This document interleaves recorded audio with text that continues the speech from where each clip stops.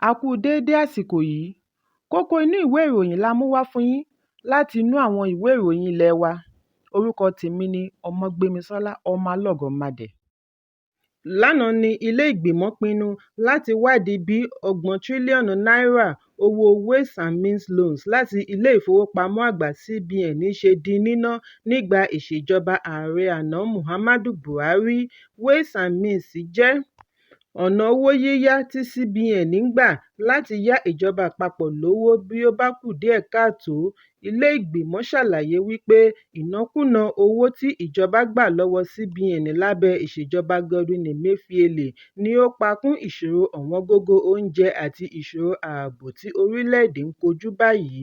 Ilé ìgbìmọ̀ wá pinnu láti gbé ìgbìmọ̀ fìdíhẹẹ́ dìde ad hoc committee láti ṣe ìwádìí ohun tí ìjọba àná ná ọgbọ̀n tírílíọ̀nù náírà lé lórí. Bí wọ́n ti fìdí ẹ̀ múlẹ̀ wípé wọ́n mọ̀ọ́mọ̀ má ṣe àgbékalẹ̀ àlàyé owó yìí fún ilé ìgbìmọ̀. Wọ́n ní lónìí Ọjọ́rú ni wọn yóò ṣe àtòpọ̀ ìgbìmọ̀ ọ̀hún tí yóò tún ṣe ìwádìí tírílíọ̀nù mẹ́wàá náírà owó tí wọ́n ná lórí Anchor Borrower Scheme, $2.4 billion owó ìdúnàdúrà pàṣípààrọ̀ owó ilẹ̀ òkèèrè nínú $7 billion tí wọ́n gbé kalẹ̀ fún àwọn owó ìdásí mìíràn intervention programs. Ìgbésẹ̀ yìí wáyé bí ìṣòro oúnjẹ ọ̀wọ́ngógó àti owó náírà tó fìdírẹmi ṣe túbọ̀ ń gbilẹ̀ sí i lórílẹ̀-èdè. Ààrẹ Bọ́lá Tinubu pẹ̀lú ikọ̀ ìgbìmọ̀ tí wọ́n jọ ń ṣe àmójútó ètò ọrọ̀ ajé ni àwọn ará ìlú ti bu ẹnu àtẹ́ lù lẹ́yìn ìkéde àyọkúrò ìrànwọ́ epo pẹ̀lú òfin pàṣípààrọ̀ owó ilẹ̀ òkèèrè tí ó ti sọ ọmọ orílẹ̀-èdè sínú ìṣẹ́. Bẹ́ẹ̀ ni Tinubu pẹ̀lú àwọn alábàáṣiṣẹ́pọ̀ rẹ̀ ń ṣe àríyànjiyàn wípé báṣubàṣu ìṣèjọba àná ni yóò fa ìṣòro tí ọmọ orílẹ̀-èdè ń kojú lónìí. Wọ́n ní ìjọba ìsinyìí ń gbìyànjú àti ṣe àtúnṣe gbogbo kùdìẹ̀kudiẹ ìjọba àná.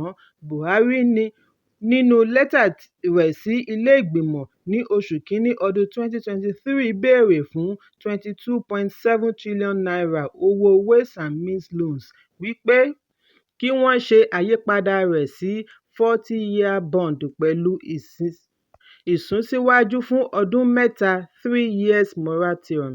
Bákan náà ni ó béèrè ìbuwọ́lù láti yá tírílíọ̀nù kan náírà mìíràn láti fi ṣe àtìlẹ́yìn fún $819.5 billion owó ìṣúná ọdún 2022 tí ilé ìgbìmọ̀ buọwọ́ lù ní oṣù kejìlá ọdún tí ó kọjá. Lẹ́yìn ìbéèrè owó yìí ni ilé ìgbìmọ̀ aṣojú-ṣòfin bu ọwọ́ lù ṣíṣe àyípadà $23.7 trillion owó yíyá sí ọlọ́jọ́ gbọọrọ ológójì ọdún pẹ̀lú 9% discount lọ́dọọdún. Ẹ̀kúnrẹ́rẹ́ ìròyìn yìí wà nínú ìwé ìròyìn Punch tó jáde lónìí. Àwọn aláṣẹ Ifásitì Ọbáfẹ́mi Awólọ́wọ̀ Ilé-Ifẹ̀ ìpínlẹ̀ Ọ̀ṣun OAU ti ti ọgbà ẹranko Zoological Garden inú ọgbà iléèwé pa lẹ́yìn ìṣekúpa alámòójútó ọgbà ẹranko Ọ̀gbẹ́ni Ọlábọ̀dé Ọláwuyì tí ó wáyé láti ọ̀dọ̀ kìnìún ọlọ́dún 9 ní ọjọ́ Ajé. Nígbà tí ó ń bá akọ̀ròyìn sọ̀rọ̀ lánàá, alága ẹgbẹ́ òṣìṣẹ́ National Association of Non-Academic Staff ẹ̀ka ti OAU Ọ̀gbẹ́ni Wọlé Ọdẹ́wùmí sọ wípé àwọn alámòójútó ifásitì ti tilẹ̀kùn ọgbà ẹranko. Ó ṣàlàyé wípé kìnìún yìí ṣe ìkọlù sí Ọláwuyì níbi tí ó ti ń gbìyànjú àti gba obìnrin kan tí ó kọ́kọ́ ṣe ìkọlù sí lọ́wọ́ rẹ̀. Ó ní nígbà tí òun bá àwọn tí wọ́n jọ ń ṣiṣẹ́ papọ̀ sọ̀rọ̀ ni wọ́n ṣàlàyé wípé òṣìṣẹ́ ọgbà ẹranko ni ẹni tí ó kọ́kọ́ ṣe ìkọlù sí. Ó ní ó ṣeé ṣe kí olóògbé rò wípé kìnìún yìí á ti mọ ojú òun, bóyá dídásí tí ó dá sí i ni ó bí kìnìún nínú tí ó fi oníjà rẹ̀ sílẹ̀ dojúkọ olóògbé torótoró. Lẹ́yìn tí wọ́n rí i gbà sílẹ̀ lọ́wọ́ kìnìún, wọ́n gbé e dìgbàdìgbà re ilé ìwòsàn inú ọgbà ilé-ìwé ṣùgbọ́n ẹlẹ́kọ̀ọ́rùn polówó fún un kí ó tó dé ilé ìwòsàn. Wọ́n ní obìnrin àkọ́kọ́ tí kìnìún yìí ṣe ìkọlù sí ṣì wà ní ilé ìwòsàn níbi tí ó ti ń gba ìtọ́jú. Ọdẹ́wùmí ni wọ́n kéde ìsìn ìdárò olóògbé láàrin ọgbà ní ọjọ́ Ìṣẹ́gun bí àwọn alámòójútó ọgbà iléèwé ṣe lọ kí ẹbí rẹ̀. Gẹ́gẹ́ bí àkọọ́lẹ̀ olóògbé ẹni ọdún 61 tí wọ́n bí ní ọjọ́ 22 oṣù Kejìlá ọdún 1965 yẹ kí ó fẹ̀yìntì lẹ́nu iṣẹ́ ní ọdún 2025. Ẹ̀kúnrẹ́rẹ́ ìròyìn yìí wà nínú ìwé ìròyìn Punch tó jáde lónìí. Àjọ òṣìṣẹ́ ní ìpínlẹ̀ Niger ti kéde ìyanṣẹ́lódì aláìlópin tí yóò bẹ̀rẹ̀ lónìí Ọjọ́rú. Nínú lẹ́tà tí wọ́n kọ ránṣẹ́ sí gómìnà ìpínlẹ̀ nípasẹ̀ ọ́fíìsì akọ̀wé ìjọba tí alága àjọ òṣìṣẹ́ NLC Idris Lafene àti alága olókoòwò TUC Ibrahim Gana jọ buọwọ́ lù ni àwọn méjèèjì ti jọ pinnu láti gùnlé ìyanṣẹ́lódì títí ìjọba fi yanjú gbogbo aáwọ̀ tí ó wà láàárín wọn. Àjọ òṣìṣẹ́ ni wọ́n ń béèrè lọ́wọ́ ìjọba ìpínlẹ̀ láti dá gbogbo àwọn tí wọ́n gba ipò òṣèlú gẹ́gẹ́ bí adarí padà. Bákan náà, kí ìjọba dá gbogbo ipò òṣèlú alága, ọmọ ilé ìgbìmọ̀ àti adarí àjọ padà. Ìbéèrè wọn yòókù ni ìwé ẹ̀rí fún owó sísan àlékún owó oṣù. Wọ́n wá ṣe ìkìlọ̀ fún ìjọba kí ó dẹ̀yìn nínú ká máa yan òṣìṣẹ́ tí kò pójú òṣùwọ̀n sí ipò permanent secretary. Bákan náà, kí ó fagilé ipò vice principal gẹ́gẹ́ bí permanent secretary kí ìdàgbàsókè lè wà láàárín iṣẹ́. Ẹ̀kúnrẹ́rẹ́ ìròyìn yìí wà nínú ìwé ìròyìn Vanguard tó jáde lónìí. Gómìnà àná fún ilé ìfowópamọ́ àgbà CBN Godwin Emefiele ti fi ẹ̀sùn kan ààrẹ ilé ìgbìmọ̀ Godswill Akpabio wípé ó sọ ọ̀rọ̀ ìtàbùkù sí òun. Fún ìdí èyí, kí Akpabio kó ọ̀rọ̀ rẹ̀ jẹ, kí ó kọ lẹ́tà láti fi tọrọ ìdáríjì ẹ̀ṣẹ̀, kí ó sì san owó ìtanràn 25 billion naira fún owó ìtàbùkù defamation of character. Ìṣẹ̀lẹ̀ yìí jẹyọ níbi ìpàdé kan tí wọ́n ní Akpabio ti sọ wípé ìjọba ń rí ìjákulẹ̀ látàrí ìhùwàsí Emefiele nígbà tí ó wà lórí oyè gẹ́gẹ́ bí gómìnà CBN. Ó ní gbogbo ẹ̀sùn tí wọ́n fi kàn án ní ilé-ẹjọ́ bẹ̀rẹ̀ látorí ìṣòro ọrọ̀ ajé, níní ohun ìjà olóró ní ìpamọ́ àti ṣíṣe àtúnṣe owó náírà ní ọ̀nà àìtọ́, unauthorized printing of currency. Gbogbo eléyìí ni ó pe àkíyèsí Emefiele tí ó ń jẹ́jọ́ lọ́wọ́, tí ó ń bẹ̀bẹ̀ wípé òun kò jẹ̀bi ẹ̀sùn pẹ̀lú oríṣiríṣi àwáwí. Agbẹjọ́rò Emefiele Àgbàmọ̀fin Matthew Buka ni ó kọ lẹ́tà ránṣẹ́ sí Akpabio tí ẹ̀dà rẹ̀ tó akọ̀ròyìn lọ́wọ́ lónìí wípé gómìnà àná fún CBN rí gbogbo ẹ̀sùn yìí gẹ́gẹ́ bí ìgbésẹ̀ láti bà á lórúkọ jẹ́, wípé ẹ̀sùn wọ̀nyí kì í ṣe òtítọ́. Nínú lẹ́tà ọ̀hún ni wọ́n ti wá béèrè ní kíákíá kí Akpabio kó ọ̀rọ̀ rẹ̀ jẹ padà, kí ó tọrọ àforíjì pẹ̀lú sísan bílíọ̀nù 25 náírà owó gbà-má-bínú. Ikọ̀ agbẹjọ́rò ṣe àríyànjiyàn wípé ọ̀rọ̀ Akpabio tàbùkù sí ilé-ẹjọ́ nítorí kò yẹ kí ó fèsì lórí ẹjọ́ tí ó bá ti wà níwájú adájọ́. Wọ́n ní bákan náà ni Akpabio kọ̀ láti rí gbogbo ìgbìyànjú Emefiele sí ìdàgbàsókè ọrọ̀ ajé orílẹ̀-èdè. Bákan náà ni wọ́n fi kún un wípé kò sí òfin tí Emefiele ṣe tí kò ní ọwọ́ ìjọba àti ìgbìmọ̀ òṣìṣẹ́ ìjọba nínú, tí Akpabio náà jẹ́ ọ̀kan lára wọn. Fún ìdí èyí, kí wọ́n má dá ẹ̀bi ìṣòro orílẹ̀-èdè ru Emefiele nìkan. Kò bójúmu kí irúfẹ́ ọ̀rọ̀ bẹ́ẹ̀ máa jáde láti ẹnu olórí aṣòfin ilẹ̀ Nàìjíríà. Wọ́n ní ó pọn dandan kí wọ́n fún ilé-ẹjọ́ láàyè láti gbé ìgbésẹ̀ tí ó tọ́ lórí ẹjọ́ iwájú rẹ̀ láì tì í gbọ̀ngbọ̀n. Ẹ̀kúnrẹ́rẹ́ ìròyìn yìí wà nínú ìwé ìròyìn Vanguard tó jáde lónìí. Ìjọ The Redeemed Christian Church of God, Concord Chapel Area Headquarter, Ogun Province 3 ń fi àsìkò yìí pe gbogbo ènìyàn síbi àkànṣe àgbàyanu ìsọjí tí ó máa wáyé ní ojúlé kìíní òpópónà Oríyọmí Aralamọ̀ ibùdókọ̀ Yaro, agbègbè Akẹ́jà ní ìjọba ìbílẹ̀ Adó-Odò Ọ̀tà, ìpínlẹ̀ Ògùn. Ní ọjọ́ 25 oṣù kejì ọdún 2024, ọjọ́ ìsinmi tó ń bọ̀ lọ́nà, bẹ̀rẹ̀ láti aago 8:30 òwúrọ̀. Ìránṣẹ́ tí Ọlọ́run máa lò ní Pastor Godwin Obada, Provincial Pastor, Ogun Province 3. Olórin ẹ̀mí ni Rhoda Ẹwàìyìn-Jésùn, nígbà tí olùgbàlejò jẹ́ pásítọ̀ agbègbè Ìyáàfin Olúwatóyìn Ishmael. Jésù ń dúró dè ọ́ láti fún ọ ní ìgbàlà, ìwòsàn, ìdáǹdè àti ìsàmì òróró. Bákan náà ni ètò ìlera ọ̀fẹ́ àti ẹ̀bùn wà fún gbogbo àwọn tí wọ́n bá fẹ́. Jésù Kristi kan náà ni lánàá, lónìí àti títí ayérayé.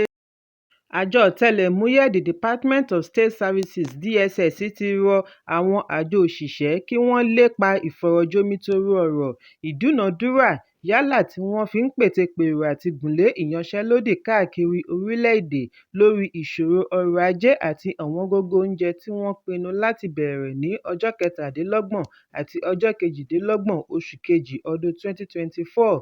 DSS fìdí ẹ̀ múlẹ̀ wípé èròǹgbà àjọ òṣìṣẹ́ NLC àti àjọ olókoòwò TUC láti gùnlé ìyanṣẹ́lódì lẹ́tọ̀ọ́ lábẹ́ òfin, ṣùgbọ́n kí wọ́n ro ti ará ìlú nítorí èyí yóò fa ìdàrúdàpọ̀ tí ó lè ba àlàáfíà jẹ́.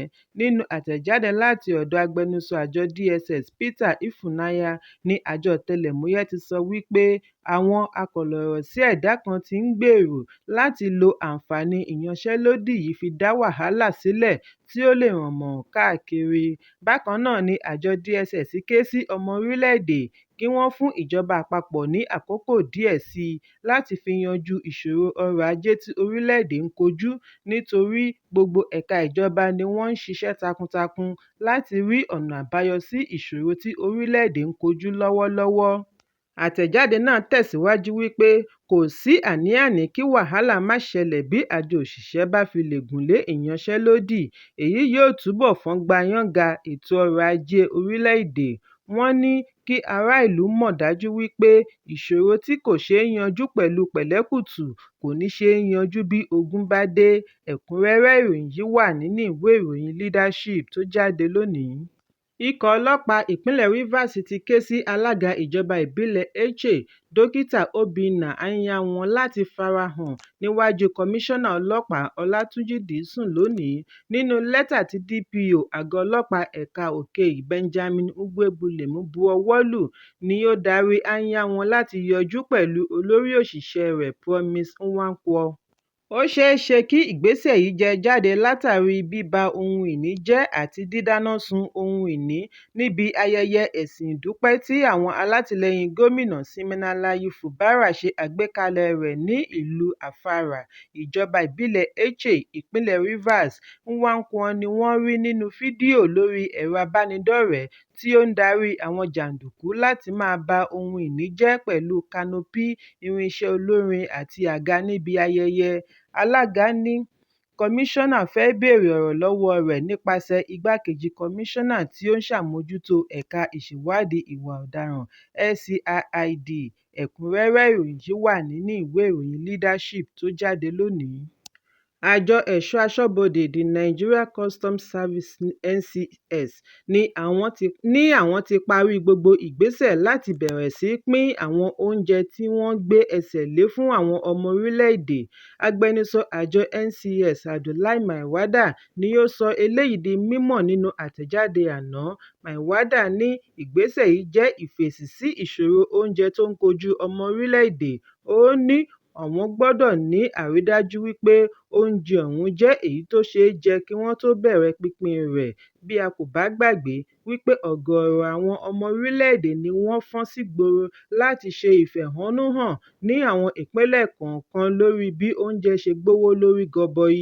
Orílẹ̀-èdè ń kojú ìṣòro ọrọ̀ ajé tí ó ti mú kí ọ̀pọ̀lọpọ̀ má ní agbára àti ra oúnjẹ.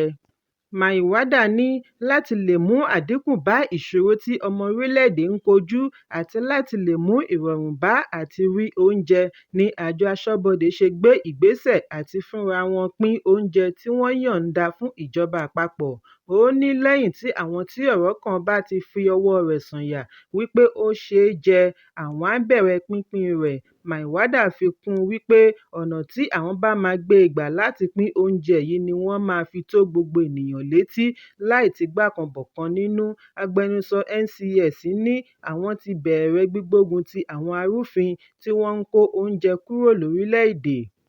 Síwájú àkókò yìí ni Comptroller General àjọ NCS Adéwálé Adéníyì sọ àsọdájú èròǹgbà rẹ̀ àti ṣe àtìlẹ́yìn fún Ààrẹ Bọ́lá Tinubu lórí ìpèsè oúnjẹ. Ẹ̀kúnrẹ́rẹ́ ìròyìn yìí wà nínú ìwé ìròyìn Vanguard tó jáde lónìí. Kókó inú ìwé ìròyìn àsìkò yìí kò ní jù báyìí lọ. Ẹ pàdé mi ní ìrọ̀lẹ́ fún àkọ́tun. Kí a tó lọ, ẹ má ṣaláì fi àríwísí yín ránṣẹ́, ìyẹn comment, kí ẹ sì bá wa subscribe sójúnà wa lórí YouTube kí Koko Inú Ìwé Ìròyìn lè máa tẹ̀ yín lọ́wọ́ ní kíákíá.